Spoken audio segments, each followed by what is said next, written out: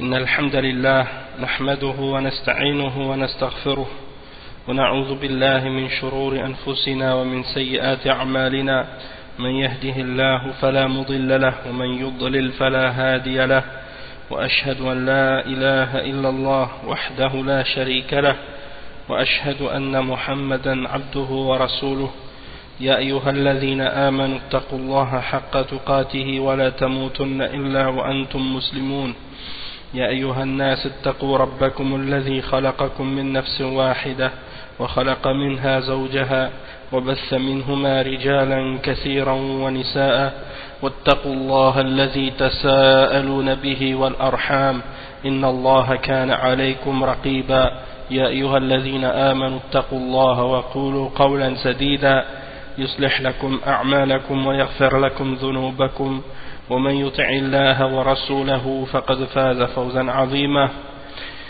وإن خير الكلام كلام الله وخير الهدي هدي محمد صلى الله عليه وسلم وإن شر الأمور محدثاتها وكل محدثة بدعة وكل بدعة ضلالة وكل ضلالة في النار أما بعد. Donc on commence aujourd'hui le cours numéro 8 dans la lecture du livre Sharh Kashf al-Shubuhat, qui est un livre écrit par le Cheikh Mohammed ibn Abdul Wahhab avec l'explication du Cheikh Abdul Aziz ibn Abdullah ibn Baz rahimahullah. Et donc on commence donc par lire les questions Inch'Allah qui ont été posées au Cheikh ibn Baz à la fin du dernier cours, et on va lire les réponses également. Donc la première question, et c'est relié toujours au dernier cours. يا شيخ ما يعرفون هذه العبادة التي تجب له؟ الجواب هم أقسام أكثرهم لا يعرفون جهال وبعضهم معاند مثل ما تقدم. Donc la première question, on demande au cheikh, ya cheikh, ils ne connaissent pas l'adoration qui est obligatoire pour eux, et le cheikh il répond, il dit ils sont des différentes catégories, c'est-à-dire les mushrikoun, ils sont de différentes catégories. Certains d'entre eux sont ignorants et certains d'entre eux sont des gens qui s'obstinent à rejeter la vérité et qui s'obstinent à persister dans le faux, comme on l'a expliqué précédemment. La question suivante, aslu ikhlas al-ibadati kulluhum maqrunun bidhalik. Aslu ikhlas al-ibada kulluhum maqrunun bidhalik. الجواب ولكن بعضهم جاهل يحسب أن دعوة الأولياء والاستغاثة بالأولياء لا يخرجه من كونه مسلما، وأن هذا لا بأس به لأنه ما دعاهم لأنهم مستقلون دعاهم لأنهم واسطة، فظن أن هذه الواسطة لا حرج فيها، والواسطة هي الشرك الأكبر كالذي فعله قوم نوح وقوم هود وقوم صالح وغيرهم كلهم يقول ما نعبدهم إلا ليقربونا إلى الله زلفى ويقولون هؤلاء شفعاؤنا عند الله. C'est ça. La question c'est ça. أصل إخلاص العبادة كلهم مقرون بذلك. مقرون بذلك, c'est-à-dire à la base, le fait de purifier l'adoration pour Allah, ils sont tous d'accord avec ça, dans le sens qu'ils affirment tous que c'est ce qu'il faut faire, purifier notre adoration pour qu'elle soit uniquement pour Allah. Le cheikh il répond en disant, certains d'entre eux sont ignorants. Ils pensent que le fait d'invoquer les saints et les hommes pieux et d'appeler les saints au secours, qu'ils pensent que ça ne les fait pas sortir de l'islam, et que ça ne fait pas quitter le fait d'être musulman, ça ne fait pas sortir de l'islam.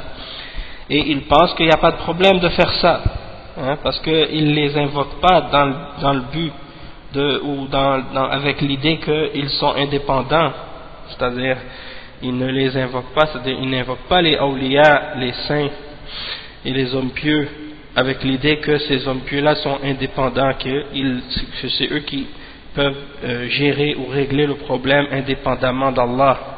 Ils les invoquent comme étant des intermédiaires, c'est-à-dire il pense qu'il n'y a pas de problème. Du moment qu'il considère que ce sont des intermédiaires, il pense que ça c'est pas grave. Toutefois, le cheikh il dit, mais l'intermédiaire, ça c'est le shirk majeur.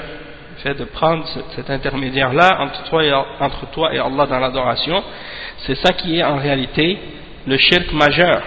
Comme ce que faisait le peuple de Noé, le peuple de Hud, le peuple de Salih, et ainsi que beaucoup d'autres également. Ils faisaient tous ce genre de shirk en prenant des intermédiaires entre eux et Allah dans l'adoration. Et il mentionne les versets dans lesquels Allah subhanahu wa ta'ala dit ce qui signifie à propos des mushrikines, nous ne les adorons que pour qu'ils nous rapprochent un peu plus d'Allah. Et également lorsqu'ils disent ce qui signifie ceux-là sont nos intermédiaires auprès d'Allah. Donc c'est pour mentionner que c'était toujours les mêmes shubuhat. La prochaine question, بعض القبوريين أو المشركين هذه الأيام قد يحصرون العبادة في الصلاة لذلك لا يصلون لغير الله ولو فعلوا غير ذلك. الجواب هذا من الجهل. الله جل وعلا قال وقضى ربك ألا تعبدوا إلا إياه وقال فإياي فاعبدون وإياي فارهبون ويا أيها الناس اعبدوا ربكم ما خص الصلاة فقط وما خلقت الجن والإنس إلا ليعبدون ادعوا ربكم تضرعا وخفية إنه لا يحب المعتدين. Donc le cheikh, on lui a posé la question en disant que certains d'entre les gens qui adorent les tombes aujourd'hui et les mushrikines de nos jours, parfois ils limitent l'adoration à la salat. Ils pensent que l'adoration ça se limite uniquement au fait de faire la salat et ils ne font pas la salat pour autre que Allah. Alors ils s'imaginent que du moment qu'ils n'ont pas prié à Allah, donc ils n'ont pas fait le shirk, et même s'ils font d'autres choses que ça, c'est-à-dire qu'ils font d'autres adorations que celle-là. Le cheikh il répond, il dit ça c'est de l'ignorance. Il dit ça c'est de l'ignorance. Allah Jalla wa Ala, il dit dans le Coran ce qui signifie et ton Seigneur a ordonné que tu n'adores que lui. Et ça c'est le verset 23 dans Al-Isra. Dans le verset 56 dans Al-Ankabut, il dit Fa'iyaya fa'abudun, c'est-à-dire alors c'est que moi que vous devez adorer. Il n'y a que moi que vous devez adorer. Et dans le verset 40 dans Surat Al-Baqarah, Fa'iyaya farhabun, ce n'est que moi que vous devez craindre. Et le verset 21 dans Surat Al-Baqarah, ô vous les hommes, adorez votre Seigneur. Donc Allah subhanahu wa ta'ala n'a pas spécifié que c'était seulement la salade qu'il fallait rendre pure pour Allah et faire uniquement la salade pour Allah. Allah subhanahu wa ta'ala a spécifié que c'est l'adoration en général, toute forme d'adoration, peu importe laquelle. Donc toutes les formes d'adoration doivent être uniquement pour Allah seul. Et il mentionne le verset dans Al-Ankabut, dans Al-Zariyat, pardon, le verset 56. وَمَا خَلَقْتُ الْجِنَّ وَالْإِنسَ إِلَّا لِيَعْبُدُونَ وَمَا خَلَقْتُ الْجِنَّ وَالْإِنسَ إِلَّا لِيَعْبُدُونَ. Je n'ai créé les djinns et les hommes que pour qu'ils m'adorent. Et le verset 55 dans Surat Al-A'raf, invoquez votre Seigneur en toute humilité et en secret, certes il n'aime pas les transgresseurs. Donc ça c'est des exemples de la réponse du cheikh à propos de ce sujet-là. Ensuite on lui a posé une autre question. Ya cheikh, عندنا هنا بعض الشباب لا يؤمنون بشيء. الجواب دهريين لا يؤمنون بشيء لا يؤمنون بالآخرة ولا برب ولا بشيء ولا شيء مثل الشيوعية لا يؤمنون برب ولا خالق وإنما هي حياتنا الدنيا نموت ونحيا. Donc on a posé la question au cheikh, il y a autour de nous ou près de nous des jeunes qui ne croient en rien, Donc le cheikh il répond, il dit ce sont des dahriyoun, ce sont des gens qu'on appelle dahriyoun, ils ne croient en rien, ils ne croient pas en l'au-delà, ils ne croient pas en un seigneur, ils ne croient en rien, comme les communistes par exemple, hein? Ils ne croient pas en un seigneur, ils ne croient pas en un créateur, ils disent que notre vie présente, hein, il n'y a que la vie présente, on vit et on meurt, en voulant dire c'est juste le temps qui nous fait vieillir et qui nous fait mourir, mais il n'y a rien d'autre. Donc c'est des matérialistes, hein, ad-dahriyoun, c'est des matérialistes, des gens qui ne croient pas en rien, c'est des purs athées. Ensuite on a posé une autre question au cheikh, هل هم مشركون يا شيخ؟ الجواب هذا أعظم، هذا أقبح، هذا كفر الإلحاد، هذا كفر الجحد، هذا الكفر الجحد والإلحاد، هذا كفرهم أعظم من كفر قريش، فالشيوعيون هم الملحدون ما يؤمنون برب ولا خالق ولا رازق، يصير كفرهم أكبر. Naam, donc on a posé la question au cheikh, est-ce que ce sont des mushrikoun, c'est-à-dire est-ce que ces matérialistes athées là, est-ce qu'on dit que ce sont des mushrikoun? Le cheikh dit c'est plus grave encore, c'est plus laid encore. Ça c'est le kufr qu'on appelle kufr al-ilhad, et le kufr de al-juhd wal-ilhad, c'est-à-dire le kufr de la négation et du fait de nier l'existence d'Allah ou l'existence de ses attributs ou ainsi de suite. Donc il dit ça c'est un kufr qui est plus grave encore que le kufr de Quraysh. Il dit les communistes sont des athées, ils ne croient pas en Allah, ils ne croient pas en un seigneur, ils ne croient pas en un créateur, ils ne croient pas en un pourvoyeur, donc ils ne croient pas en Allah subhanahu wa ta'ala. Donc leur kufr est plus grave encore, est plus grand encore. La question suivante, لماذا سموا مشركين؟ الجواب لأنهم عبدوا أهواءهم. Donc on a posé la question au cheikh, pourquoi on les appelle mushrikoun?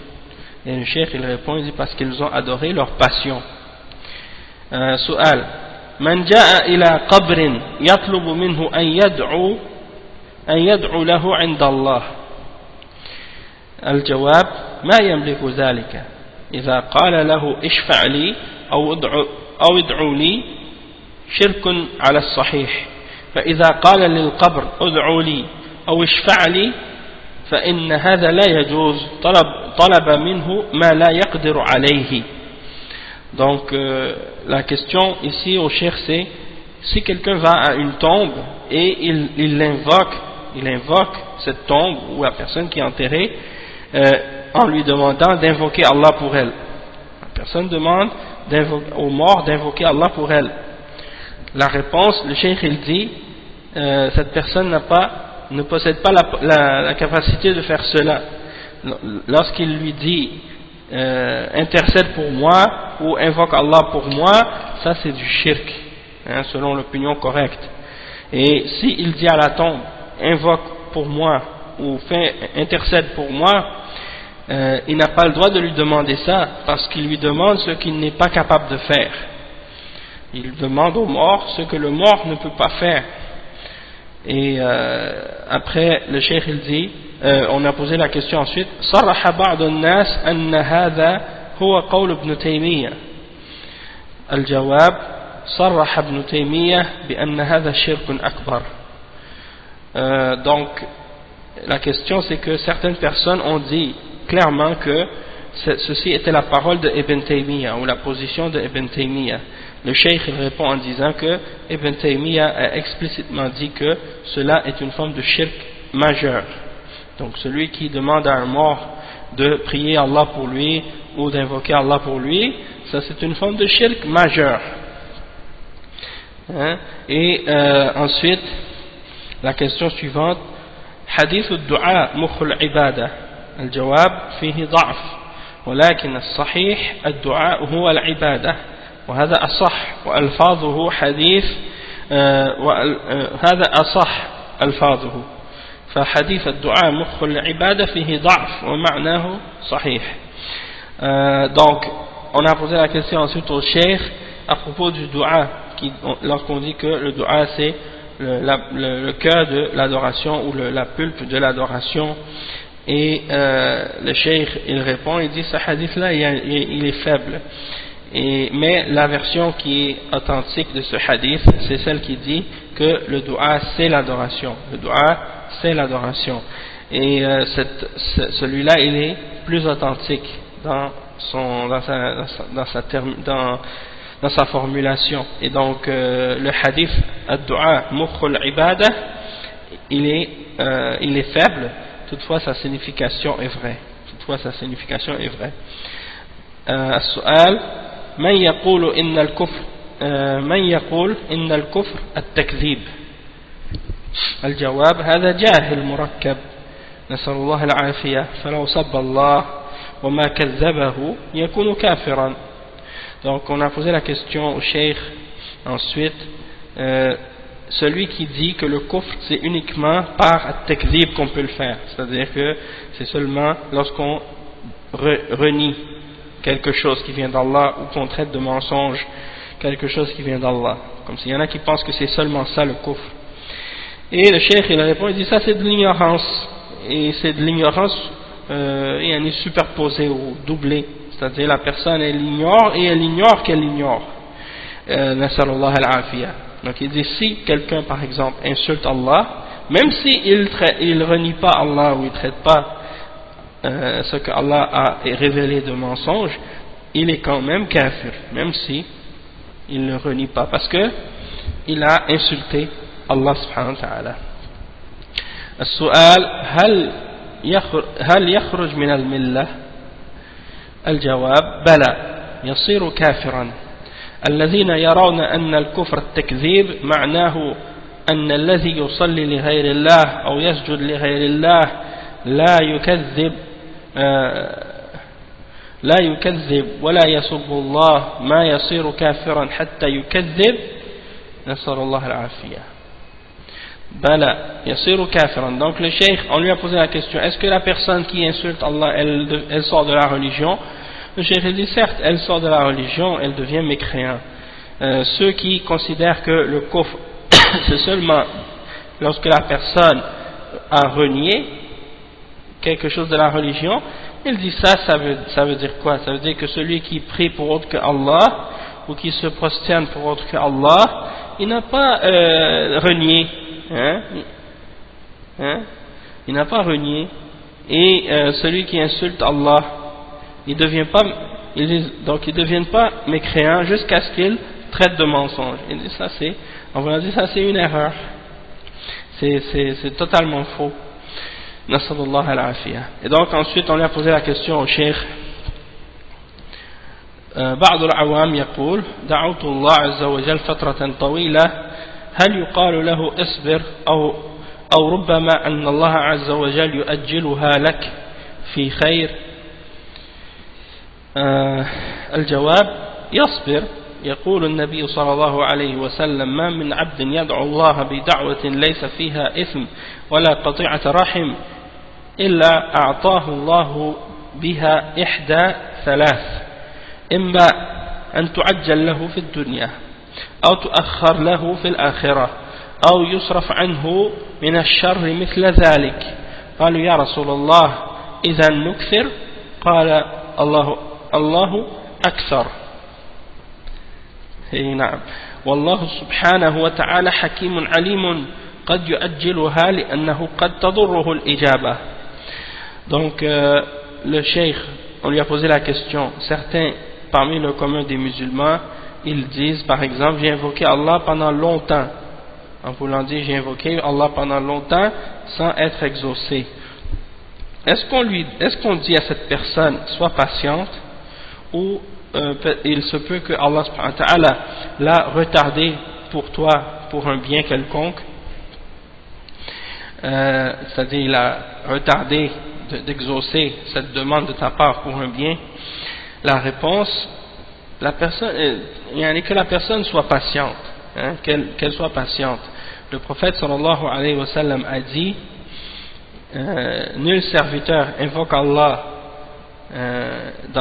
par une invocation dans laquelle il n'y a ni péché et ni rupture des liens de la parenté, excepté que Allah lui donne pour cette invocation une des trois choses suivantes. Soit qu'il lui précipite, il lui donne il l'exauce dans cette dunya, qu'il lui donne ce qu'il a demandé directement dans cette dunya, ou bien qu'il lui met en dépôt pour l'akhirah, ou yudakhiruhu lahu fil akhirah, donc Allah va lui, ou bien qu'Allah va lui laisser en dépôt, il va lui garder en réserve dans l'au-delà, ou yusrifu anhu min ash-sharri mithla dhalik, ou bien que Allah subhanahu wa ta'ala va l'écarter d'un mal qui correspond à ce qu'il a demandé. Et ils ont dit, ô messager d'Allah, dans ce cas-là on va demander trop. Et le prophète sallallahu alayhi wa sallam a répondu, Allahu akthar, en voulant dire, tu peux jamais demander trop à Allah subhanahu wa ta'ala. Tu peux jamais demander trop à Allah subhanahu wa ta'ala. Et le cheikh il dit, pour terminer, il dit, Allah subhanahu wa ta'ala est sage et omniscient, et il se peut qu'il repousse cette invocation que la personne lui a donnée, il repousse sa réponse, parce que peut-être que s'il lui exauce sa demande dans cette dunya, ça peut lui faire un tort, ça pourrait lui faire du mal, et donc à cause de ça il lui retarde, il la repousse pour lui. Donc ça c'est des exemples que le cheikh explique à propos de ce sujet là. La question ensuite, السؤال بعض الناس يصلي خلف من يأتي الشرك الأصغر ويقول إنه جاهل وهو مسلم يصلى وراءه وهو مسلم يصلى وراءه الجواب إذا عرف أنه مشرك شرك أكبر ما تصح الصلاة خلفه بإجماع المسلمين، فإنه لا تصح الصلاة خلف المشرك بإجماع المسلمين، وإذا عرف أنه مشرك Donc la question c'est que certaines personnes prient derrière une personne qui fait un shirk mineur, et ils disent cette personne est ignorante et qu'il est musulman, donc on peut prier derrière cette personne. Donc il pose la question au cheikh à ce sujet. Le cheikh il répond, si on sait que la personne est un mushrik qui a commis un shirk majeur, dans ce cas-là la prière derrière lui n'est pas valable. Dans ce cas-là la prière derrière lui n'est pas valable selon le consensus de tous les musulmans, parce que la prière derrière la personne qui fait un shirk, qui fait le shirk, le mushrik, eh bien cette prière-là elle n'est pas valable selon le consensus de tous les musulmans. Ça c'est lorsqu'on a su que c'est un mushrik, que la personne en question est mushrik. La question suivante, as-salatu khalf al-kuhan. الجواب لا يصلى خلف الكهان لا يصلى خلف الكاهن لأن الكاهن قد يكون مشركا وقد يصدق السحرة والمنجمين وقد يصدق غيرهم فيكون مثلهم. Donc on a posé la question à propos de prier derrière les diseurs de bonne aventure ou les voyants ou les gens qui prédisent l'avenir ou des choses comme ça. Est-ce que c'est permis? Et quel est le verdict? Donc le cheikh il répond, il dit on ne doit pas prier derrière le voyant ou le diseur de bonne aventure, parce que celui qui fait ça il se peut qu'il soit mushrik, et il se peut qu'il croit en les sorciers ou en la personne qui fait de l'astrologie ou des choses comme ça, qui croit en l'astrologie ou en les astres, des choses comme ça. Et celui qui croit en ce que un d'entre eux a dit, alors il est comme eux. C'est-à-dire que tu ne peux pas prier derrière celui qui est un voyant ou un diseur de bonne aventure ou un astrologue, ces gens qui font ça, et tu ne peux pas non plus prier derrière celui qui croit en ça. Qui croit en ce genre de choses, qui croit en la sorcellerie, qui croit en celui qui fait qui dit l'astrologie, qui croit en l'astrologie ou des choses comme ça.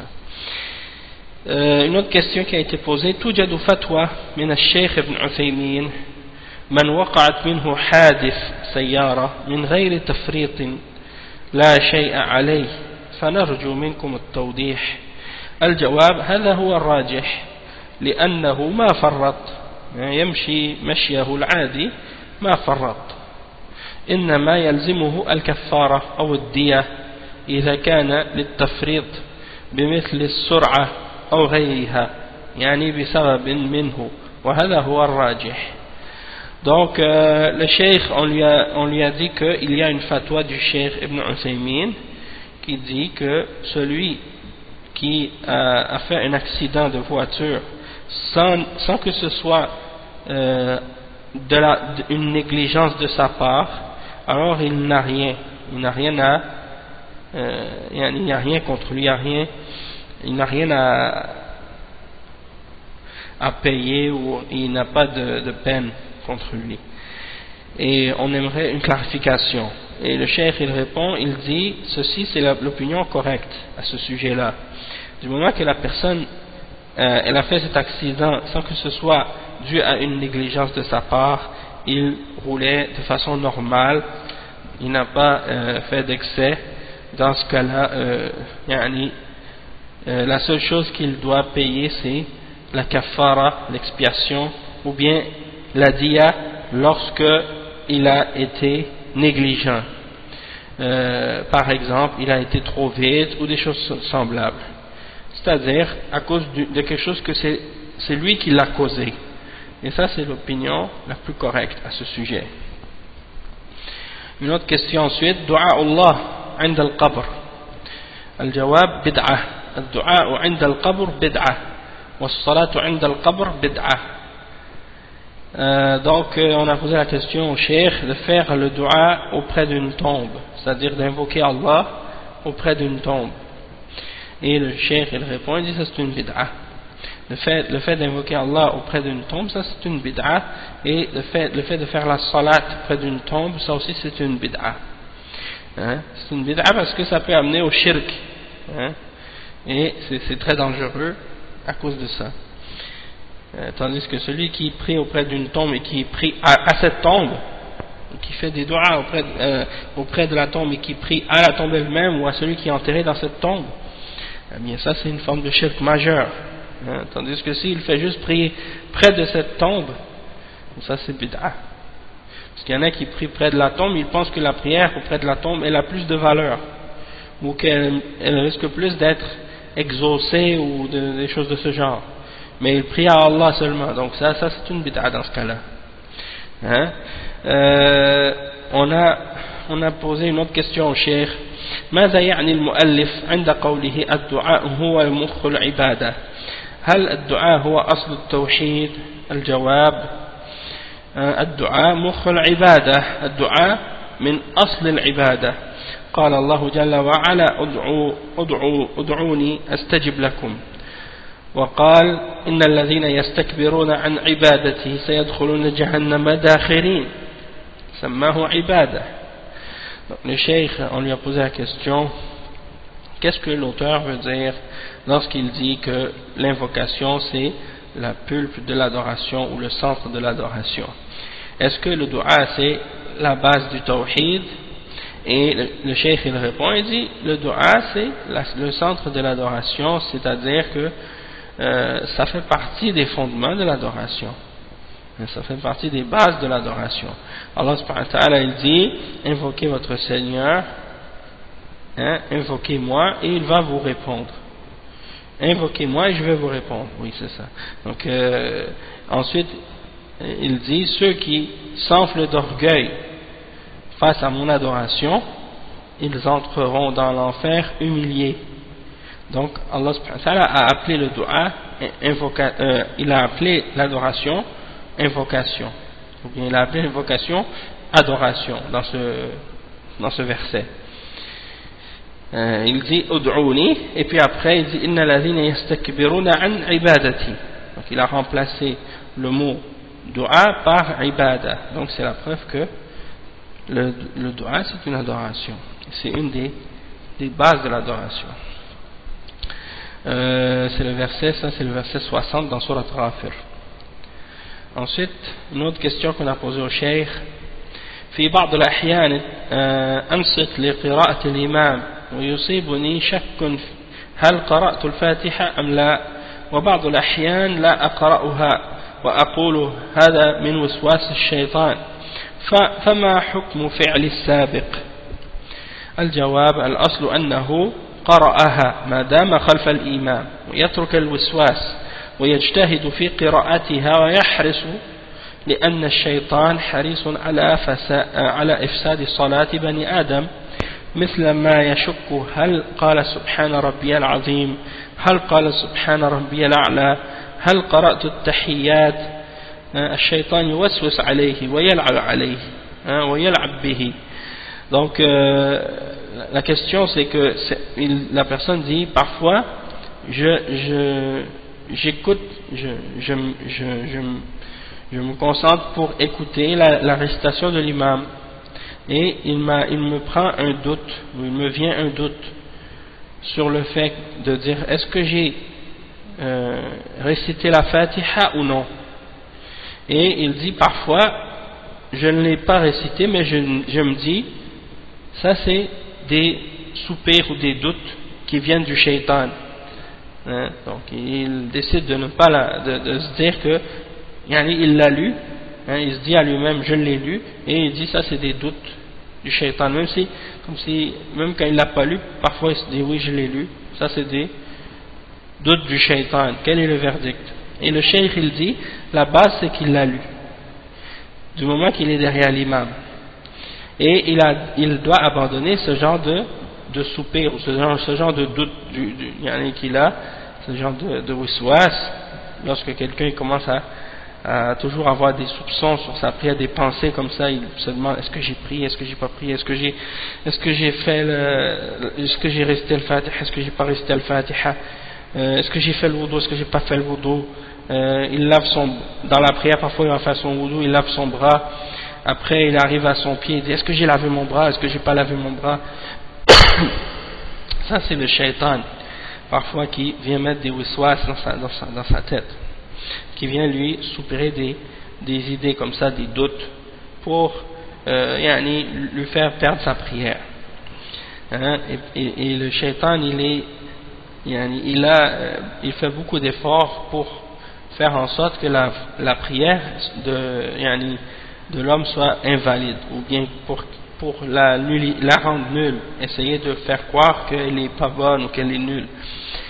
Et le cheikh il dit comme ce genre de doute là de la personne, est-ce que j'ai dit Subhana Rabbi al-Azim, ou est-ce que j'ai dit Subhana Rabbi al-A'la, ou est-ce que j'ai récité At-Tahiyat.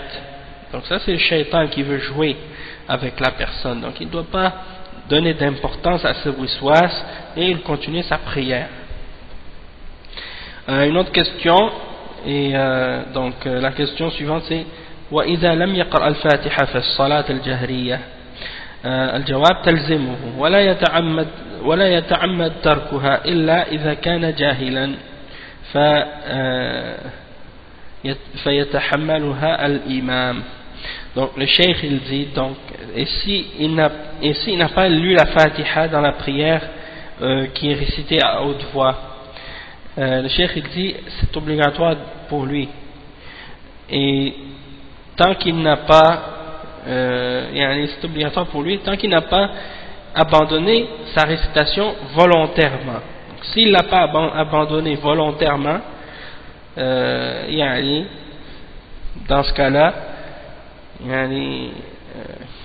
c'est-à-dire s'il n'a pas délaissé volontairement, excepté s'il est ignorant, s'il n'a pas abandonné volontairement, c'est l'imam qui l'a lu pour lui, ou bien qui porte cette obligation-là pour lui. Al-Jawab, فإذا لم يستطع أن يقرأها, s'il n'est pas capable de la réciter. Al-Jawab, لا يلزمه أن يقرأها ولو قرأها الإمام، ولكن إن كان يتعمد تركها يعلم الحكم الشرعي تبطل صلاته على الصحيح أما إذا كان ناسيا أو جاهلا فلا بأس. Le cheikh il dit, si la personne elle n'est pas capable de la réciter la Fatiha, il dit c'est pas obligatoire pour lui dans ce cas-là qu'il la récite, même si l'imam l'a récité, mais il dit, mais celui qui fait exprès de la laisser alors qu'il connaît le hukm, le verdict dans la charia, dans ce cas-là sa prière n'est pas valable selon l'opinion correcte. Toutefois s'il ne l'a pas récité par oubli ou bien par ignorance, alors dans ce cas-là il n'y a pas de problème. Donc ça c'est la fin des questions qui ont été posées au cheikh à propos de la question de la salat. Maintenant on va lire le texte de Kashf al-Shubuhat. Donc on est arrivé maintenant au texte de Kashf al-Shubuhat pour la partie qui suit, qu'est-ce qu'on a expliqué au dernier cours. Donc le cheikh Muhammad ibn Abdul Wahhab rahimahullah il dit ensuite il dit قل فإن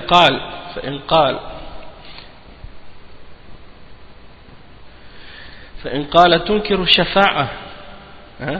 شفاعة رسول الله صلى الله عليه وسلم وتتبرأ منها فقل لا أنكرها ولا أتبرأ منها بل هو صلى الله عليه وسلم الشافع المشفع وأرجو شفاعته ولكن الشفاعة كلها لله كما قال تعالى قل لله الشفاعة جميعا ولا تكون إلا من بعد إذن الله كما قال جل وعلا من ذا الذي يشفع عنده إلا بإذنه ولا يشفع في أحد إلا من بعد أن يأذن الله فيه كما قال جل وعلا ولا يشفعون إلا لمن ارتضى وهو لا يرضى إلا التوحيد كما قال جل وعلا ومن يبتغي غير الإسلام دينا فلن يقبل منه فإذا كانت الشفاعة كلها لله ولا تكون إلا من بعد إذنه ولا يشفع النبي صلى الله عليه وسلم ولا غيره في أحد حتى يأذن الله فيه ولا يأذن الله تعالى إلا لأهل التوحيد تبين لك أن الشفاعة كلها لله فاطلبها منه وقل اللهم لا تحرمني شفاعته اللهم شفعه في وأمثال هذا. Donc ça c'est la cinquième shubha, c'est-à-dire que ils essaient de, les mushrikoun qui adorent les tombes, ils essaient de faire croire que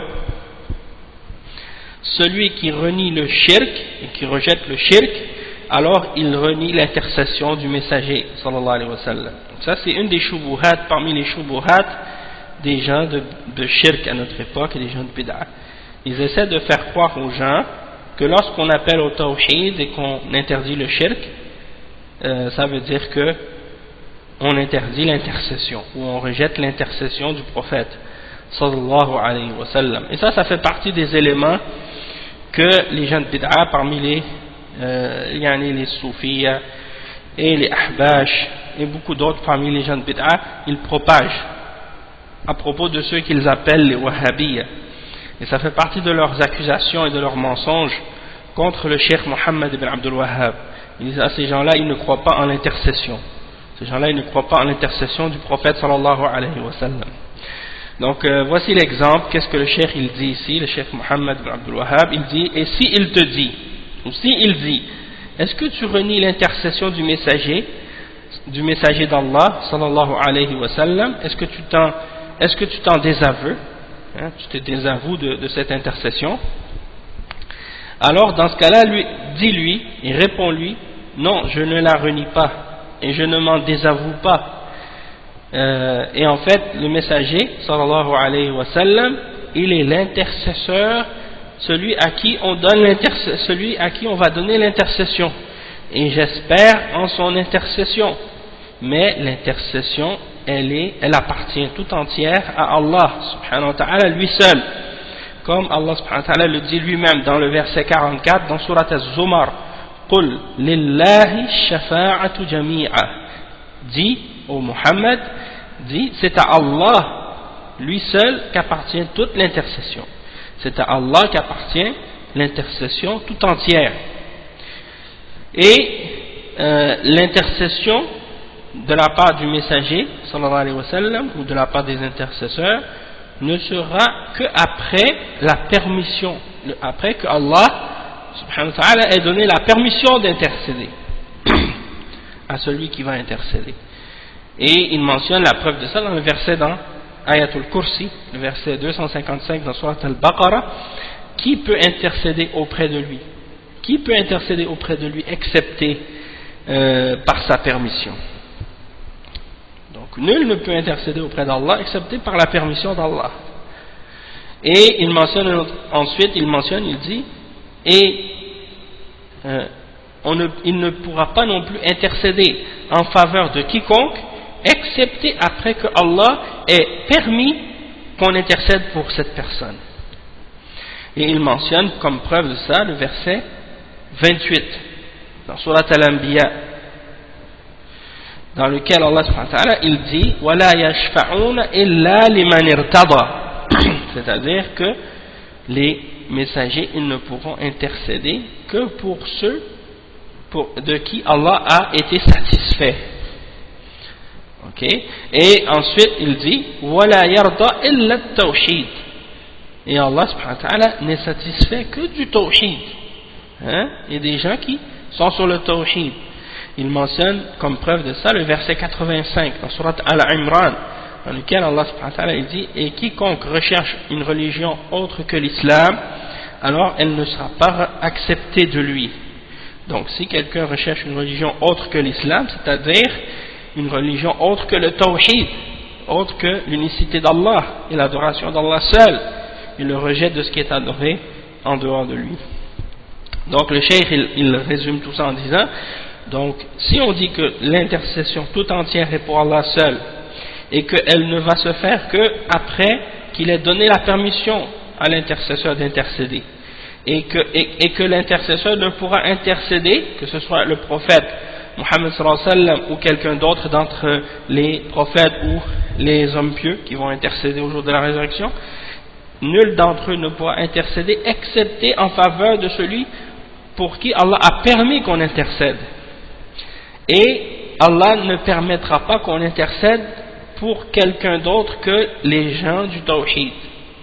Donc, si tu as compris ça, eh bien tu as compris que l'intercession tout entière appartient à Allah seul. Alors, si tu as compris ça, alors demande l'intercession à Allah directement. Ne demande pas l'intercession à quelqu'un d'autre que Allah. Et dit par exemple, donc il donne des exemples de dua à faire pour demander l'intercession. Il dit, ô Allah, ne me prive pas de son intercession. Ô Allah, fais qu'il intercède en ma faveur. C'est-à-dire des duas de ce genre. Donc on voit que dans ces duas, dans cette invocation, la demande est faite à Allah seul.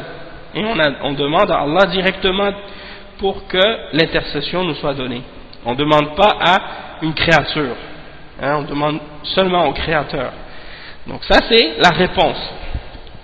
Et la sixième shubha, c'est que ils disent Anna Nabi sallallahu alayhi wa sallam u'tiya shafa'a wa annaha tutlabu minhu. Donc ils prétendent que, étant donné que le prophète sallallahu alayhi wa sallam, Allah va lui donner l'intercession, donc ils prétendent que on a le droit de lui demander. On a le droit de lui demander à lui. Et le cheikh il mentionne ça, il dit فَإِنْ قَالَ النَّبِيُّ صلى الله عليه وسلم أُعْطِيَ الشَّفَاعَةَ وَأَنَا أَطْلُبُهُ مِمَّا أَعْطَاهُ اللَّهُ.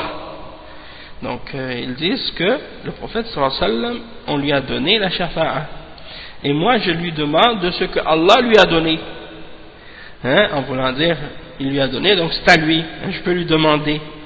La réponse, le cheikh il répond, il dit فَالْجَوَابِ أن الله أعطاه الشفاعة ونهاك عن هذا وقال تعالى فلا تدعوا مع الله أحدا فإذا كنت تدعو الله أن يشفع نبيه فيك فأطعه في قوله فلا تدعو مع الله أحدا وأيضا فإن الشفاعة أعطيها غير النبي صلى الله عليه وسلم فصح أن الملائكة يشفعون والأولياء يشفعون والأفراد يشفعون أتقول إن الله أعطاهم الشفاعة فأطلبها منهم فإن قلت هذا رجعت إلى عبادة الصالحين التي ذكر الله في كتابه وإن قلت لا بطل قولك أعطاه الله الشفاعة وأنا أطلبه مما أعطاه الله. Donc le cheikh il dit la façon de répondre à cette shubha c'est de dire que Allah subhanahu wa ta'ala lui a donné l'intercession sauf qu'il t'a interdit de la demander au prophète sallallahu alayhi wa sallam parce que Allah subhanahu wa ta'ala a dit par exemple dans Surat al-Jinn le verset 18 Allah dit ce qui signifie n'invoquez personne avec Allah. Donc si tu invoques Allah et que tu lui demandes de faire qu'il fasse intercéder son prophète pour toi, donc quand tu invoques Allah, tu obéis à Allah en demandant à Allah lui-même qu'il fasse que son prophète puisse intercéder pour toi. Donc, si tu fais ça, alors obéis-lui également lorsqu'il te dit de n'invoquer personne avec lui, c'est-à-dire ne demande pas l'intercession au prophète sallallahu alayhi wa sallam, mais demande-la à Allah seul. N'invoque personne avec Allah. Et il dit ensuite, et également, l'intercession, c'est pas seulement le prophète sallallahu alayhi wa sallam qui l'a reçu, c'est pas seulement à lui qu'on l'a donné, parce que ça a été rapporté authentiquement que les anges vont intercéder également, et que les hommes pieux vont intercéder aussi, et que Al-Afrat, et Al-Afrat c'est les enfants qui sont morts avant la puberté, eux aussi vont intercéder. Est-ce que tu vas dire dans ce cas-là que puisque Allah leur a donné l'intercession, que tu as le droit de leur demander à eux d'intercéder pour toi? Si tu dis ça, si tu dis oui, alors dans ce cas-là tu es revenu à l'adoration des hommes pieux que Allah a mentionné dans son livre au sujet des mushrikines. Mais si tu dis non, dans ce cas-là tu viens de montrer la fausseté de ta parole lorsque tu dis que Allah lui a donné l'intercession et moi je ne fais que lui demander de ce que Allah lui a donné. Donc tu viens de te réfuter toi-même et de prouver la fausseté de ce que tu dis. Donc ça c'est la façon dont on répond à ce genre de shubuhat.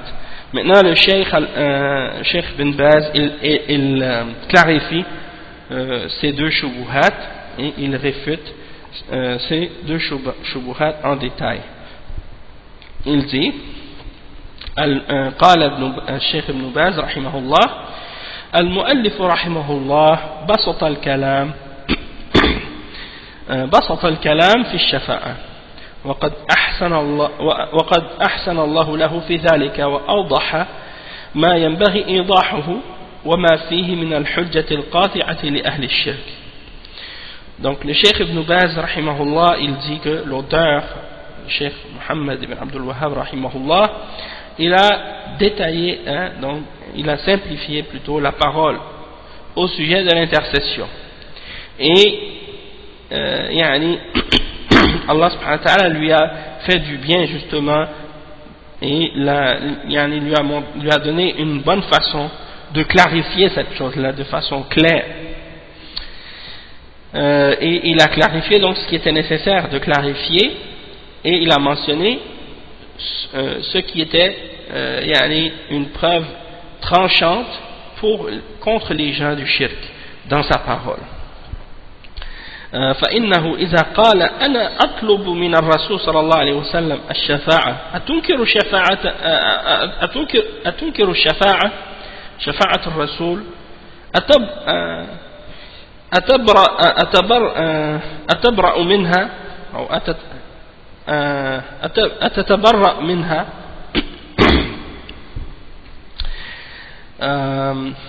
وتقول له لا أنكرها ولا أتبرأ منها بل أثبتها الرسول صلى الله عليه وسلم له شفاعة الله أعطاه الشفاعة وأعطى الأنبياء وأعطى الملائكة هذا حق ولكن الله أعطاه الشفاعة ونهاك أن تطلبها منه هي ملك الله جل وعلا قال الله تعالى قل لله الشفاعة جميعا هي ملكه لا يعطيها من يشاء اطلبها من مالكها هي ملكه يعطيها من يشاء اطلبها من مالكها ثم هو سبحانه لا يشفع أحدا عنده إلا بإذنه ولا يأمن إلا لأهل التوحيد ولا يرضى إلا أعمالهم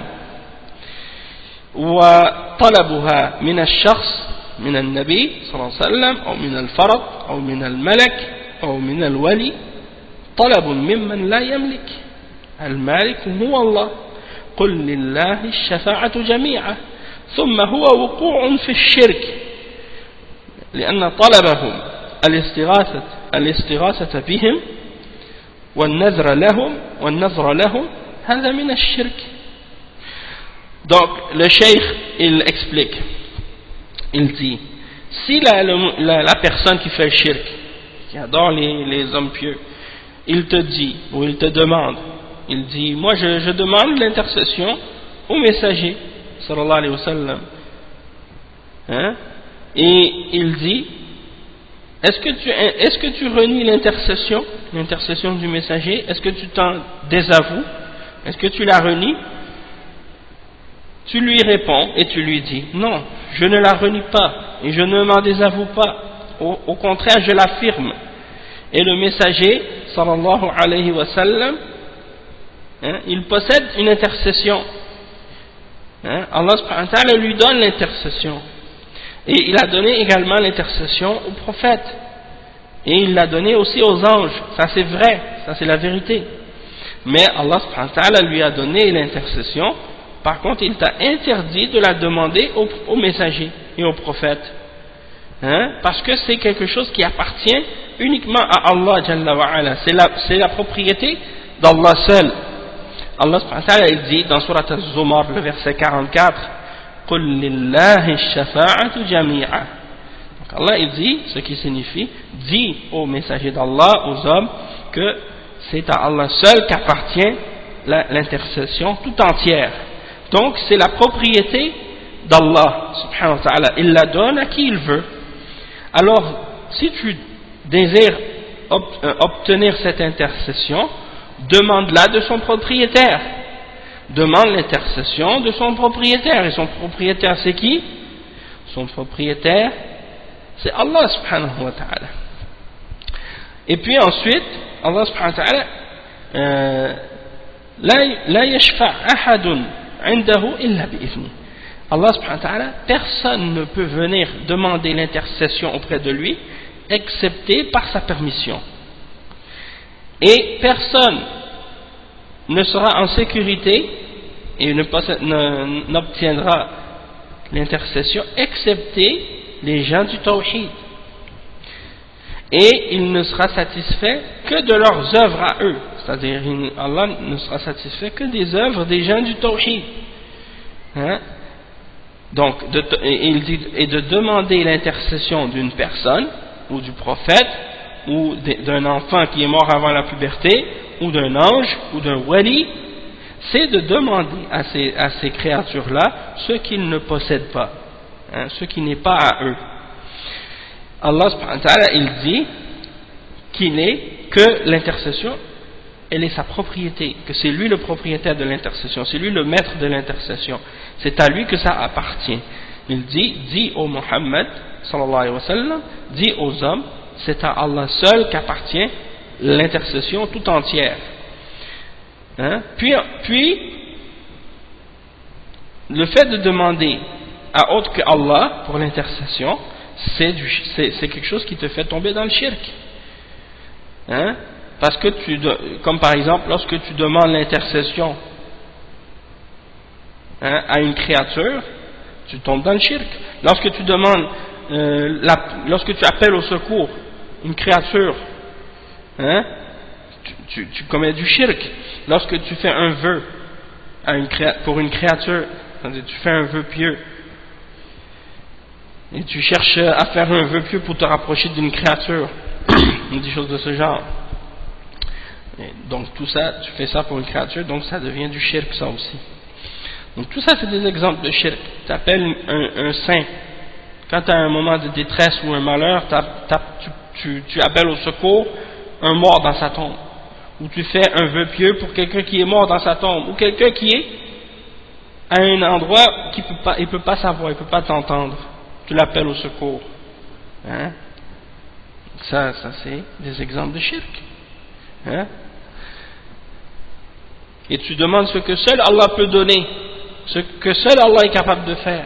Ça c'est du shirk akbar, hein? C'est du shirk.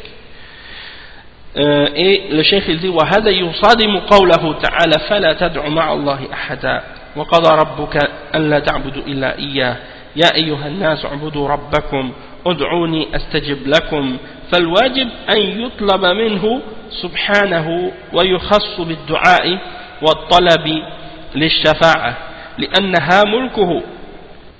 لأنها ملكه فإنه لا يعطيها إلا من رضي الله قوله وعمله كما قال تعالى ولا يشفعون إلا لمن ارتضى وقال تعالى وكم من ملك في السماوات لا تغني شفاعتهم شيئا إلا من بعد أن يأذن الله لمن يشاء ويرضى وقال سبحانه إن تكفروا فإن الله غني عنكم ولا يرضى لعباده الكفر ما يرضى لعبده أو لعباده الكفر فلا بد من التوحيد الذي يرضاه الله كما قال تعالى إن الدين عند الله الإسلام ومن يبتغي غير الإسلام دينا فلن يقبل منه وهو يرضى التوحيد والإسلام واتباع الرسول صلى الله عليه وسلم هذا هو الدين هو الإسلام فإذا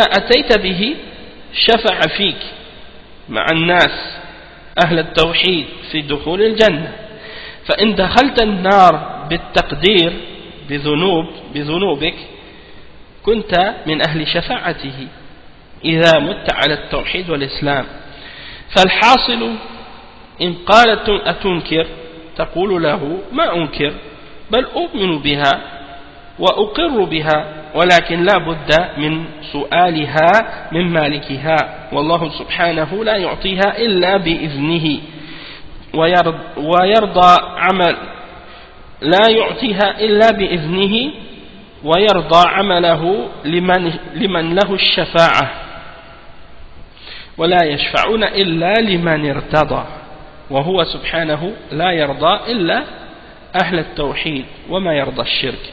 Donc le cheikh explique, il dit, donc le fait de demander à autre qu'à Allah l'intercession, ça vient en contradiction. Et le fait d'offrir une adoration à autre qu'à Allah, ça vient en contradiction avec les versets suivants, où Allah subhanahu wa ta'ala dit, alors n'invoquez personne avec Allah. Ou bien le verset qui dit, et Allah vous a ordonné de n'adorer que lui. Ou le verset qui dit, ô vous les hommes, adorez Allah seul. Adorez votre Seigneur. Ou le verset dans lequel Allah subhanahu wa ta'ala dit invoquez-moi, je vais vous exaucer, je vais vous répondre.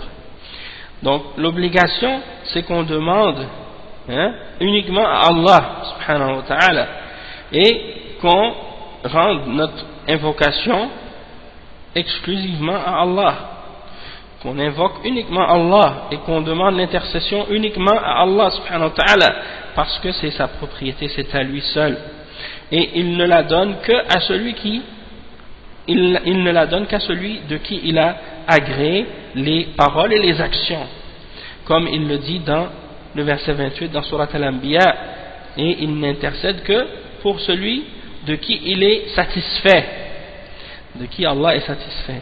Et le verset 26 dans Surat Al-Najm, Allah subhanahu wa ta'ala il dit, et combien d'anges dans les cieux dont l'intercession ne servira à rien excepté après que Allah subhanahu wa ta'ala ait donné la permission pour celui de qui il a voulu, pour celui pour qui il a voulu et qu'il a agréé. Illa min ba'di an ya'zana Allahu liman yasha'u wa yarda, pour celui qu'il a voulu et de qui il a agréé. Et il mentionne le verset 7 dans Surat Az-Zumar où Allah subhanahu wa ta'ala dit: et si vous reniez la foi, alors sachez que Allah subhanahu wa ta'ala n'a aucun besoin de vous et il n'agrée pas de la mécréance pour son serviteur. Il n'agrée pas de la mécréance pour son serviteur. Donc Allah subhanahu wa ta'ala n'agrée pas de la mécréance pour son serviteur. Donc il faut que la personne ait le tawhid. Il faut qu'elle soit sur le tawhid. Si elle n'est pas sur le tawhid, Allah subhanahu wa ta'ala ne va pas l'agréer et être satisfait d'elle. Et celui qui invoque autre que Allah et qui demande à autre que Allah et qui demande l'intercession à autre que Allah, automatiquement il sort des gens du tawhid, il quitte le tawhid, il rentre dans le shirk. Donc il ne sera pas du nombre de ceux que Allah va agréer. Allah subhanahu wa ta'ala dit dans le verset 19 dans Surat Al-Imran que la religion auprès d'Allah est l'islam. La seule religion que Allah accepte, c'est l'islam. Le verset 85 dans Surat Al-Imran, celui qui cherche une religion autre que l'islam, Allah ne va pas l'accepter de lui. Donc Allah agrée uniquement le tawhid, l'islam et le fait de suivre le messager sallallahu alayhi wa sallam. Et c'est ça la religion de l'islam. Donc si tu ramènes l'islam avec toi, si tu es sur l'islam, dans ce cas-là, il pourra intercéder pour toi. Avec le reste des gens qui sont parmi les gens du tawhid. Et il te fera rentrer au paradis. Et si, supposons que tu rentres en enfer à cause de tes péchés, et que tu étais sur le tawhid lorsque tu es mort, et que tu étais sur l'islam et le tawhid lorsque tu es mort, eh bien tu feras partie des gens de l'intercession, parce que tu es mort sur le tawhid. Donc, le cheikh dit, qu'est-ce qu'on peut dire donc pour résumer tout ça, c'est que s'il te demande, est-ce que tu nies l'intercession, tu lui dis, non, je ne renie pas l'intercession, je crois en l'intercession et je l'affirme, mais il faut demander l'intercession à celui qui la détient, c'est-à-dire Allah subhanahu wa ta'ala, et il la donne uniquement après sa permission, après qu'il ait donné la permission, et qu'il ait agréé l'action de celui à qui on donne l'intercession, celui à qui on intercède pour lui aussi. Donc wala yashfa'una illa liman irtada. Donc ils ne peuvent intercéder que pour celui que Allah a agréé, et Allah n'agrée que les gens du tawhid et il n'agrée pas les gens du shirk. Il dit كما قال تعالى إن الله لا يغفر أن يشرك به وقال تعالى إن الشرك لظلم عظيم وقال تعالى إن تكفروا فإن الله غني عنكم ولا يرضى لعباده الكفر من ذا الذي يشفع عنده إلا بإذنه وكم من ملك في السماوات لا تغني شفاعتهم شيئا إلا من بعد أن يأذن الله لمن يشاء ويرضى والشفاعة في الموقف لا تحصل إلا بعد إذنه سبحانه أما الشفاعة في الجنة بعد إذنه ثم الشفاعة في العصاة بعد إذنه فأنت أدعو الله وأخلص له العبادة وأبشر بالشفاعة والرسول صلى الله عليه وسلم وأعطيها غيره أيضا وأعطيها الأولياء والملائكة لهم شفاعة غير الشفاعة العظمى غير الشفاعة في أهل المعاصي. ما تقول إني أطلب من الملائكة والأولياء وإن قلت هذا وقعت في الشرك وفي عبادة الصالحين التي أوضحت سابقا أنها شرك، وإن قلت لا يجوز هذا هو الصواب وهذا هو الحق مع النبي صلى الله عليه وسلم ومع غيره. طلب الشفاعة إنما هي من الله سبحانه وتعالى، وأنت تأخذ بالأسباب وتتقي الله وتؤمن به وتوحده سبحانه وتترك الإشراك به وتجتهد في ترك المعاصي، ومع هذا تقول اللهم شفع في نبيك، اللهم شفع في عبادك الصالحين، اللهم شفع في أفراطي. هذا كله مع الطاعة والاستقامة لا تدل بنفسك وعملك ولا تمن على الله ولا تعجب بعملك احذر من الغلو والركون إلى عملك والمن بعملك والإدلاء به ولكن دائما ترى أنك مقصر حتى يقبل الله منك وحتى يرحمك وحتى يقبل منك عملك. Donc le cheikh il explique ensuite, il dit Allah subhanahu wa ta'ala il dit dans le Coran donc Allah subhanahu wa ta'ala ne pardonne pas à celui qui fait le shirk avec lui, celui qui meurt sur le shirk sans se repentir, Allah n'acceptera pas ses œuvres. Inna Allah la yaghfiru an yushraka bih. Et il dit Inna shirka la zulmun azim, le shirk c'est la plus grande des injustices, verset 13 dans Surat Luqman. Et il mentionne le verset qu'on a mentionné tout à l'heure, et si vous reniez la foi en Allah, alors sachez qu'Allah n'a aucun besoin de vous et il n'agrée pas de la mécréance pour son serviteur. Et le verset 255 dans Al-Baqarah, qui peut intercéder auprès de lui excepté par sa permission? Et le verset 26 dans Surat An-Najm, et combien d'anges dans les cieux dont l'intercession ne servira à rien excepté après que Allah subhanahu wa ta'ala ait permis, et pour celui pour qui il a voulu et de qui il a agréé, les œuvres et les paroles et ainsi de suite. Donc, ensuite il dit que l'intercession lors du jugement dernier, lorsque les hommes seront tous debout devant Allah subhanahu wa ta'ala, elle ne pourra se produire, l'intercession, que après la permission d'Allah. En ce qui concerne l'intercession dans le paradis, ça aussi c'est après la permission d'Allah. Puis l'intercession pour les pécheurs, c'est après sa permission. Donc toi demande à Allah et purifie ton adoration pour Allah seul et réjouis-toi par la suite de cette intercession. Réjouis-toi par la suite que tu auras cette intercession. Le messager sallallahu alayhi wa sallam, on lui a donné l'intercession et d'autres également l'ont reçu, ont reçu l'intercession, c'est-à-dire ils pourront intercéder au jour de la résurrection.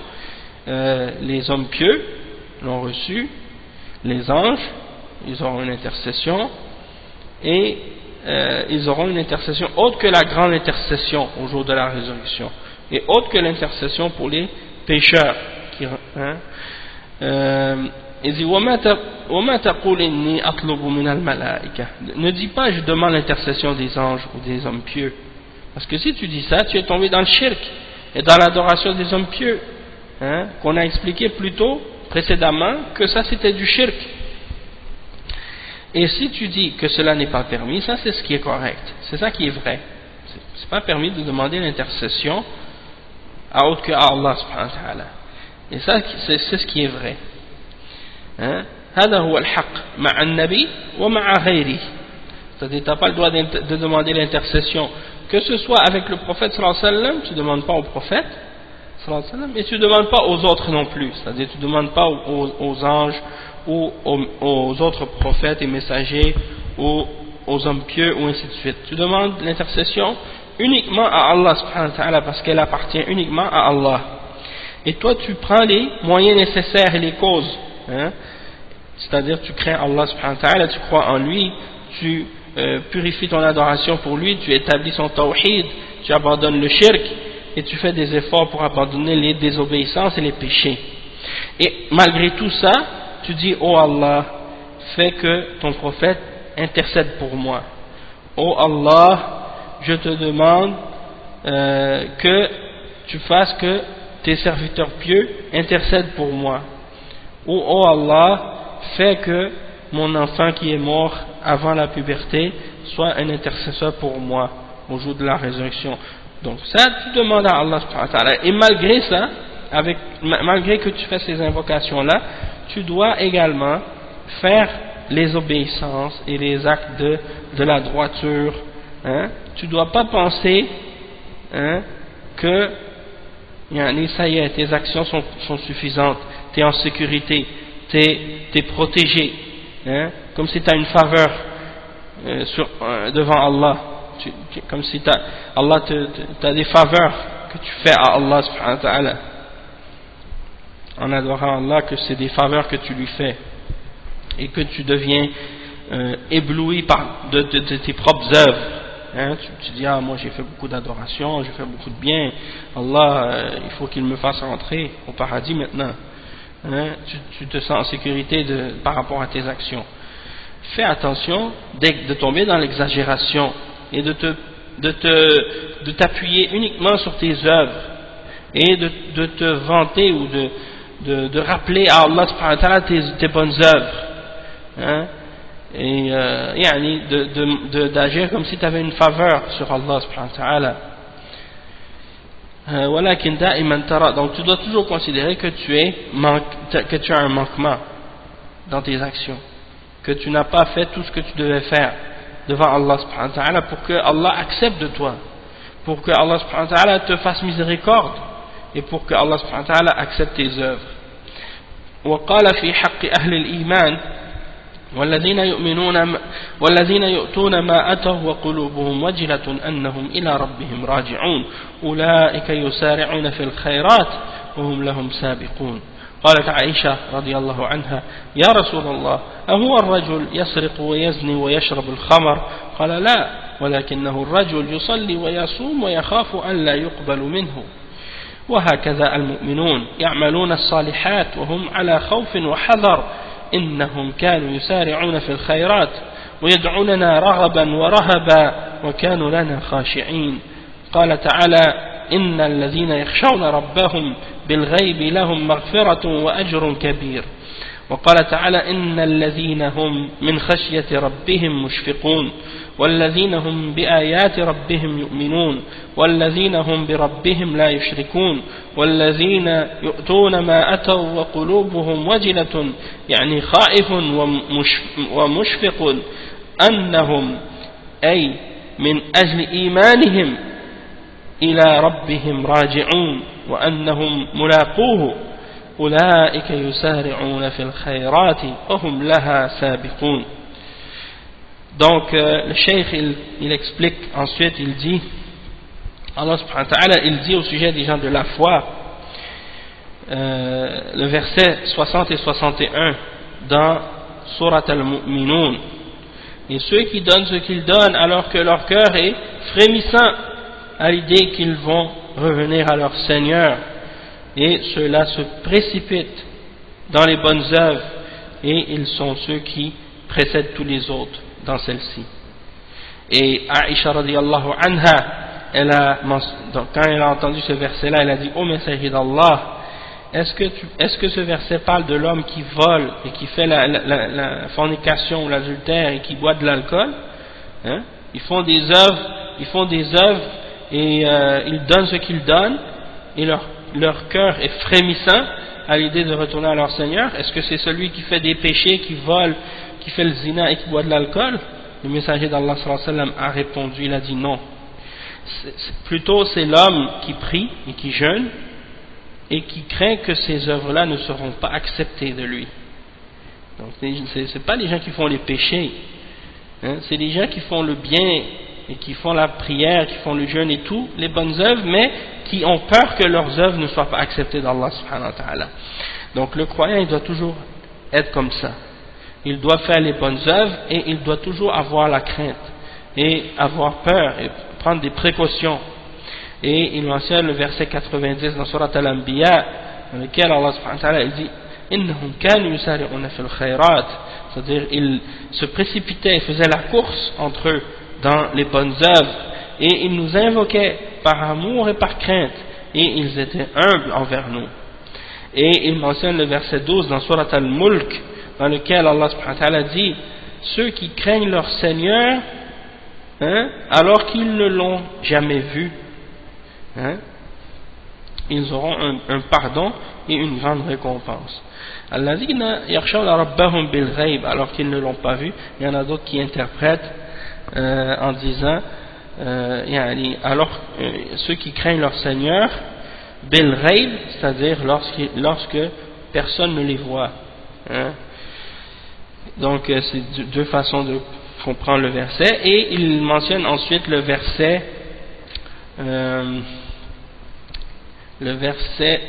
57 à 61 dans Surat Al-Mu'minun, ceux qui sont remplis de peur et de crainte de leur Seigneur, sont pris d'effroi, hein, à cause de la crainte de leur Seigneur, et ceux qui croient en les signes de leur Seigneur, et ceux qui ne font pas d'association de shirk avec leur Seigneur, et ceux qui donnent ce qu'ils donnent alors que leur cœur est frémissant, c'est-à-dire leur cœur, il y a dans leur cœur de la peur et de la crainte, hein, annahum, c'est-à-dire à cause de leur foi, qu'ils vont retourner à leur Seigneur et qu'ils vont le rencontrer. Ceux-là, ils se précipitent, ils font la course vers les bonnes œuvres, et ils sont ceux qui dépassent les autres, ils dépassent tous les autres dans les bonnes œuvres. Donc ça, c'est l'état des gens qui ont la crainte d'Allah subhanahu wa ta'ala, qui ont la piété, hein. Ils font, malgré qu'ils prennent toutes les précautions, et malgré qu'ils ont la sincérité envers Allah et qu'ils ne veulent pas faire de shirk, hein, et qu'ils font des bonnes œuvres et de la piété, et bien malgré tout ça, ils ont quand même le cœur qui frémit, hein, et ils ne se calculent pas eux-mêmes comme étant en sécurité, hein, comme étant sauvés. Non, bien au contraire, hein, ils se voient en danger tout le temps, parce que l'homme, il a toujours des manquements, et on craint toujours de lui que il ait commis un péché ou qu'il ait fait une négligence quelconque, hein. Il craint qu'il ait des péchés ou des choses dont il ne s'est pas repenti, hein. Il craint qu'il ait des actions dont il n'a pas complété les conditions. Donc il est toujours, hein, il fait toujours attention, il est toujours dans la crainte et dans les précautions. C'est comme ça que le croyant doit être.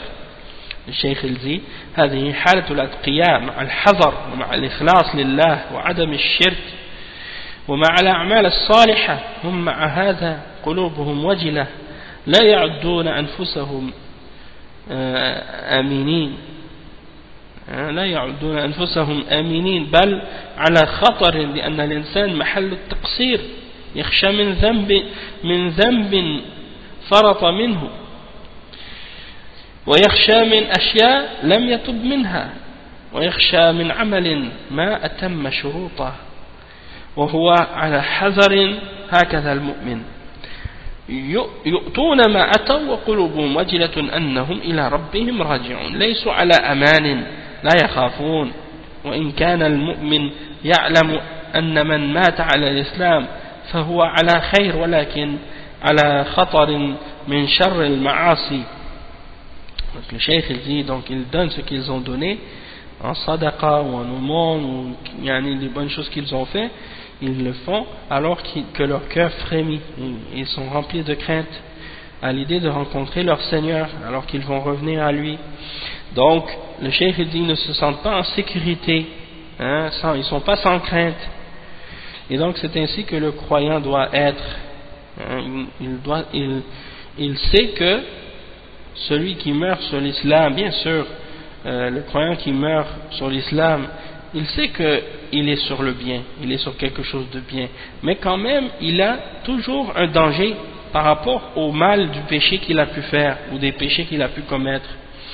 Le cheikh il dit: فالمؤمن من يعمل ويكدح ويجتهد ويسأل ربه ويرجو ربه أن يتقبل منه ويؤمن بما أخبر الله به ورسوله من نجاة المؤمنين الموحدين ولكن هناك ومن هلاك الكافرين ومن كون الشفاعة عنده لا تكون لأحد إلا بإذنه ولا تكون لأحد إلا بما رضي الله قوله ولا تكون لأحد إلا بما رضي الله قوله وعمله. ويؤمن بما أخبر الله به ورسوله ويعمل على ضوء ذلك عمل المجد الخائف الوجل المشفق الذي يريد الله والدار الآخرة ويخشى ذنوبه ويخشى سيئاته وهو على وجل. هكذا أهل الإيمان هم مع العمل الصالح مع الجد في الطاعة ومع الحذر في السيئات هم على وجل يخشون الله ويراقبونه سبحانه وتعالى. ولمن خاف مقام ربه جنتان ذلك لمن خاف مقامي وخاف وعيد يخافون ربهم من فوقهم ويفعلون ما يؤمرون. Donc le cheikh il dit que le croyant il fait les bonnes œuvres, il fait des efforts, il se dirige vers son Seigneur, il lui demande, il a l'espoir en son Seigneur que Allah accepte, il demande à Allah que Allah accepte ses œuvres de sa part, et il croit en ce que Allah a donné comme information et de ce que le messager d'Allah sallallahu alayhi wa sallam a donné comme information du fait que les croyants qui sont sur le tawhid vont être sauvés et que les kuffars sont dans la perdition et qu'ils vont périr. Il croit en tout ça.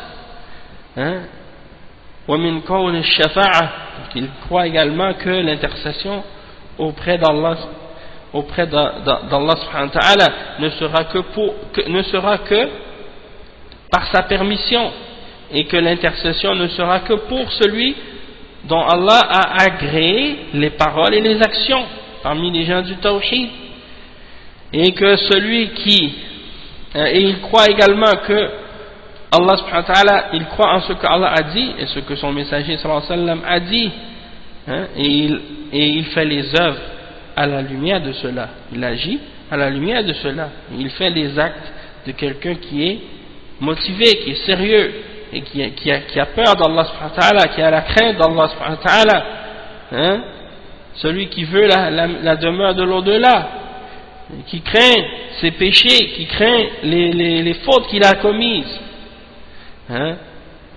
et il a toujours cette peur en lui-même, cette crainte en lui-même lorsqu'il fait, même lorsqu'il fait des bonnes œuvres, parce que la crainte c'est pas juste quand on fait des péchés qu'on doit l'avoir, même quand on fait des bonnes œuvres, donc imaginez ceux qui font des péchés qui n'ont même pas la crainte. Nasallallahu al-afiyah. Il y en a qui font les péchés, qui vivent dans la désobéissance d'Allah, qui vivent dans le péché, qui vivent dans le haram, et qui n'ont pas la crainte des actions, pour les actions qu'ils font. Alors imaginez celui qui est comme ça, qu'Allah nous préserve. Alors que Allah il nous mentionne ici que celui qui fait les bonnes œuvres, lui aussi, même lui il doit avoir la crainte d'Allah subhanahu wa ta'ala, parce que même s'il fait des bonnes œuvres, il ne peut pas savoir, il peut pas être 100% certain est-ce que Allah va accepter ses œuvres. Donc il a peur que Allah n'approuve pas ou n'accepte pas ses actions, ses œuvres, et que Allah ne les approuve pas. Peut-être qu'elles ne sont pas faites correctement, peut-être qu'elles ne sont pas faites avec les conditions, peut-être qu'elles ne sont pas faites avec sincérité, peut-être qu'elles ne sont pas faites avec intention sincère, peut-être qu'elles ne sont pas faites correctement. Et donc il y a plein de possibilités. Pourquoi Allah subhanahu wa ta'ala n'accepterait pas l'adoration de quelqu'un? Donc il faut toujours être dans la crainte à propos de ces choses-là. Le cheikh il dit وَهَكَذَا أَهْلُ الْإِيمَانِ هُمْ مَعَ الْعَمَلِ الصَّالِحِ وَمَعَ الْجَدِّ مع الجد في الطاعة مع الحذر من السيئات وهم على وجل يخشون الله ويراقبونه. Donc même les gens de la foi, malgré qu'ils font des bonnes œuvres, malgré qu'ils sont sérieux dans leur adoration, dans leur obéissance d'Allah, et malgré qu'ils font attention à ne pas faire des péchés, et malgré qu'ils ont peur et qu'ils craignent Allah subhanahu wa ta'ala, et qu'ils savent que Allah subhanahu wa ta'ala, ils restent conscients que Allah les surveille à chaque instant, et malgré tout, ils ont cette peur-là. Et Allah subhanahu wa ta'ala mentionne dans le Coran, le verset 46 dans Surat Ar-Rahman, وَلِمَنْ خَافَ مَقَامَ رَبِّهِ جَنَّتَانِ Et le verset 14 dans Surat Ibrahim, وَلِمَنْ خَافَ مَقَامِي ذَلِكَ لِمَنْ خَافَ مَقَامِي وَخَافَ وَعِيدٍ. Le verset 50 dans Surat Al-Nahl, يَخَافُونَ رَبَّهُمْ مِنْ فَوْقِهِمْ وَيَفْعَلُونَ مَا يُؤْمَرُونَ. Donc, et pour celui qui a craint de se tenir devant son Seigneur, il aura 2 jardins. Et l'autre verset qui dit ce qui signifie, voici pour celui qui a craint de se tenir devant moi et qui a eu la crainte de ma menace. Et le verset 50 qui signifie, et ils craignent leur Seigneur qui est au-dessus d'eux, et ils font ce qu'ils sont ordonnés de faire, en parlant des anges. وهكذا الأولياء مع الجد في الطاعة والعمل الصالح عندهم الخوف العظيم والشفقة على الله أن يؤخذوا بسيئات اقترفوها وعمل واجب قد فرطوا فيه. هذه حال أولياء الله، حالهم مع الجد والنشاط والعمل حالهم الخوف والوجل. وفق الله الجميع. Donc le cheikh dit de même que les awliya d'Allah, les gens qui sont rapprochés d'Allah, la même chose, avec le sérieux qu'ils ont dans leurs adorations, dans leurs bonnes œuvres, ils ont la peur, une grande peur d'Allah, la grande crainte d'Allah subhanahu wa ta'ala, qu'ils soient attrapés au moment où ils faisaient des mauvais péchés, des mauvaises actions, des mauvaises œuvres, qu'ils soient pris pour les péchés qu'ils ont commis, ou qu'ils aient commis qu'ils ont fait une bonne action ou une obligation dans la religion, mais qu'ils ont eu des manquements dedans, des obligations dedans, des manquements ou des négligences dedans. Donc ça, c'est comme ça que sont les hommes qui sont rapprochés d'Allah dans leurs adorations. Ils ont toujours la crainte d'Allah, la peur d'Allah subhanahu wa ta'ala, et ça c'est alors qu'ils sont motivés et qu'ils font des bonnes œuvres et qu'ils font beaucoup d'efforts. Malgré tout, ils ont la peur et la crainte. Donc, ça c'est pour montrer l'attitude du vrai croyant, comment il doit être. Et il y a des fois des gens qui vivent dans le péché. Quand je dis qu'ils vivent dans le péché, c'est-à-dire que ils vivent tous les jours dans la désobéissance d'Allah, c'est-à-dire qu'ils font des actes de péché ouvertement et publiquement tous les jours, et c'est devenu pour eux normal de vivre comme ça, comme par exemple quelqu'un qui, supposons, qui néglige la salat, ou imaginez quelqu'un qui prie même pas, et on sait que il y a des hadiths qui mentionnent à ce sujet-là que celui qui prie pas, il n'y a pas de différence entre lui et le mushrik et le kafir. Donc, imaginez. Ou bien celui qui prie, mais par exemple qui fume la cigarette, ou qui boit de l'alcool, ou qui par exemple travaille dans une banque, ou bien par exemple celui qui fait la prière mais qui rase sa barbe, ou bien qui imite les kuffars dans plein de choses différentes, ou la femme qui se voile pas, qui porte pas son djilbab, qui se couvre pas entièrement, correctement, ou qui montre ses parures ou des parties de son corps, qui exhibe des parties de son corps qui sont obligatoires de couvrir, ou qui les couvre pas correctement et qui vit comme ça tous les jours. Elle sort de la maison sans se couvrir, sans se voiler, ou en se couvrant, mais d'une façon qui n'est pas islamique, ou qui n'est pas en accord avec les conditions de la charia. Donc ça c'est des exemples, des gens comme ça, ils prennent l'habitude de vivre comme ça. Il y a plein d'autres péchés aussi. Donc, et puis, ces gens-là, souvent tu les vois, en apparence tu les vois, tu ne peux pas savoir. Allah, peut-être que certains d'entre eux, ils sont remplis de remords, peut-être qu'ils demandent pardon à Allah, peut-être qu'ils vont se repentir, et puis que dans un certain temps ils vont commencer à se réformer, à se corriger, à changer et à devenir meilleurs et à commencer à appliquer ce qu'ils négligent, ou à faire ce qui est obligatoire et à délaisser ce qui est interdit. Mais par rapport à qu'est-ce qu'on voit, qu'est-ce qu'on juge, par rapport à qu'est-ce qu'on voit avec nos yeux de la part de ces gens-là, eh bien, c'est que c'est des gens, hein, ils font ces choses-là, tandis que les gens qui sont parmi les hommes pieux et les saints et les rapprochés d'Allah, eux, ils s'écartent de tous ces péchés-là, et ils font tout ce qui est obligatoire pour eux, et malgré ça, ils ont peur d'Allah subhanahu wa ta'ala, que Allah n'accepte pas, ou ils ont peur d'avoir commis un péché quelconque. Et il y a des gens comme ça. Pourquoi je mentionne ces exemples-là? C'est parce qu'il y a des gens qui parfois pensent que des péchés, ils les rapetissent quand ils font certains péchés qui sont graves, ou bien des fois des péchés que eux ils pensent que c'est pas grave, ou que c'est des petits péchés alors que c'est des grands péchés, des péchés graves, hein? C'est pour ça que je dis ça. C'est que les gens parfois, la façon comment ils jugent la gravité d'un péché, ils jugent incorrectement.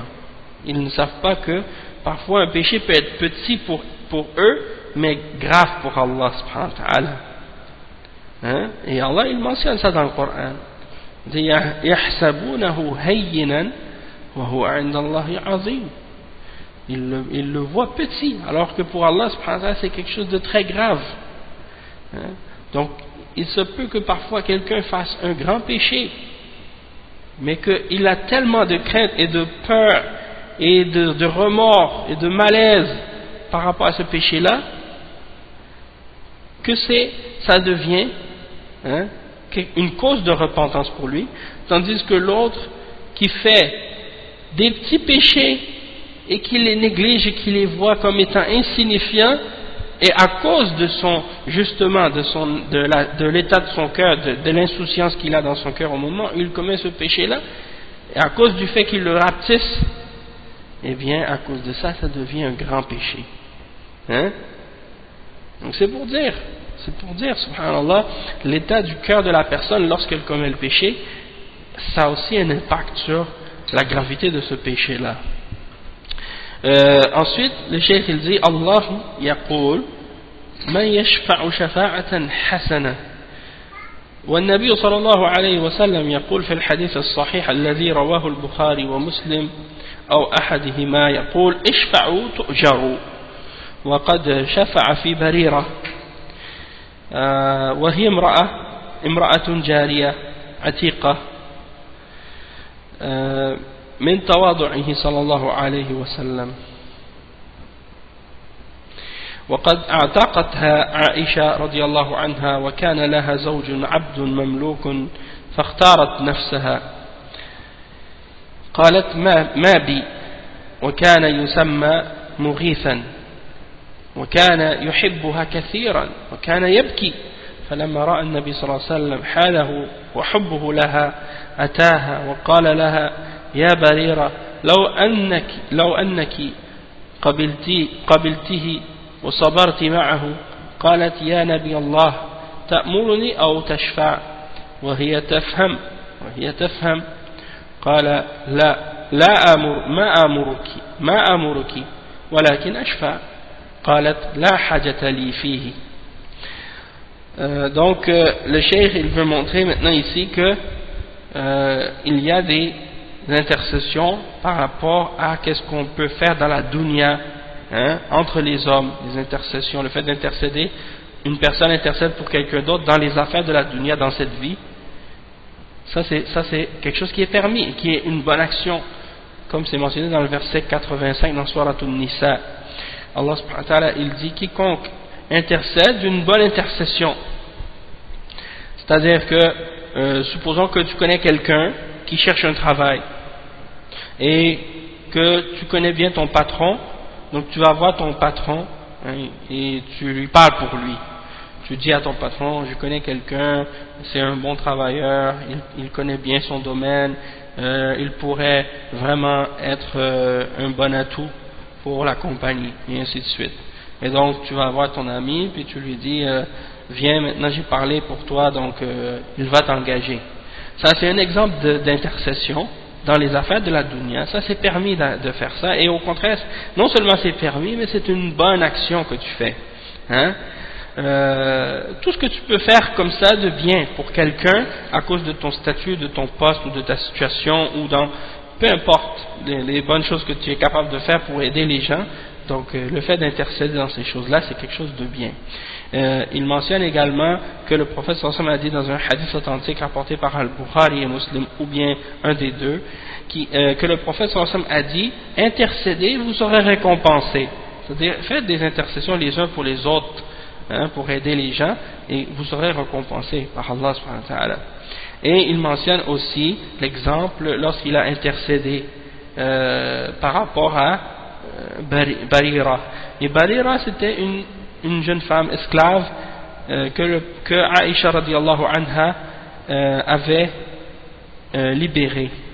Et cette esclave avait un époux qui était lui aussi esclave. Mais lorsqu'elle a eu sa liberté, elle avait le choix de le garder, de rester avec lui ou de se séparer de lui. Et donc elle voulait plus de lui, elle voulait plus de lui. Et cet esclave s'appelait Mourith. Donc cet esclave l'aimait beaucoup. Et lorsque elle a été libérée, donc elle voulait plus de lui, il l'aimait beaucoup, il aimait Barira beaucoup, et il pleurait parce qu'elle voulait se séparer de lui. Alors lorsque le messager d'Allah sallallahu alayhi wa sallam, le prophète sallallahu alayhi wa sallam, a vu son état et comment il l'aimait et comment il pleurait pour elle, il est allé voir Barira et il lui a dit: oh Barira, pourquoi, si tu l'acceptes et que si tu restes patiente avec lui, tu restes avec lui, en voulant dire, ce serait bien que tu restes, que tu endures avec lui, que tu sois patiente avec lui. Et Barira, elle a dit: ô messager d'Allah, est-ce que c'est un ordre que tu me donnes ou bien tu intercèdes en sa faveur? Et elle a compris, donc il lui a dit: non, je t'ordonne pas, je ne fais que intercéder en sa faveur. Donc elle a répondu, elle a dit: je n'ai aucun besoin de lui. Et donc c'était pour montrer l'humilité du prophète sallallahu alayhi wa sallam, et comment il a intercédé même en faveur de cette personne auprès de cet esclave. Donc tout ça c'est pour montrer que l'intercession, c'est dans certains contextes c'est quelque chose de bien, et dans certains contextes c'est quelque chose que si tu le fais et que tu demandes à quelqu'un qui ne détient pas, comme par exemple ceux qui demandent au prophète l'intercession, ou aux hommes pieux et aux tombes et des choses de ce genre, et là dans ce cas ça devient shirk. Donc il faut mettre chaque chose à sa place, chaque chose, de comprendre les choses correctement et prendre les choses selon les explications et les preuves et les clarifications. Donc on va s'arrêter ici pour aujourd'hui, Inch'Allah, et puis on continuera donc la semaine prochaine, bi'idhnillah, dans les détails de ce cours. Donc ça c'est le cours, aujourd'hui c'était le cours 8, le prochain cours le cours 9, Inch'Allah. سبحانك اللهم وبحمدك أشهد أن لا إله إلا أنت أستغفرك وأتوب إليك بارك الله فيكم وجزاكم الله خيرا والسلام عليكم ورحمة الله وبركاته.